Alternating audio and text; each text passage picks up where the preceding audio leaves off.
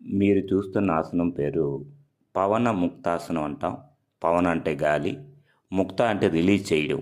అంటే ఈ ఆసనం చేయడం వలన మన లోపల ఉన్నటువంటి చెడుగాలంతా కూడా బయటకు వచ్చేస్తుంది. సో దీనివలన మనకి గ్యాస్ట్రిక్ ప్రాబ్లం తగ్గడానికి అద్భుతమైన ఆసనం.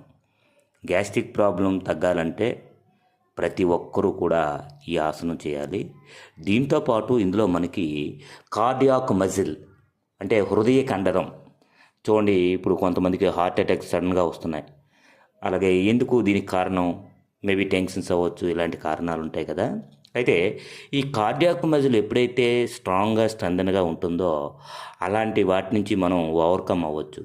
కాబట్టి గ్యాస్ట్రిక్ ప్రాబ్లం తగ్గుతుంది, కార్డియాక్ మజిల్ స్ట్రెంగ్గా ఉంటుంది, డైజెస్టివ్ కెపాసిటీ పెరుగుతుంది. అలాగే కొంతవరకు మనకి ఫ్లెక్సిబిలిటీ పెరగడానికి కూడా బాగా పనిచేస్తుంది. కాబట్టి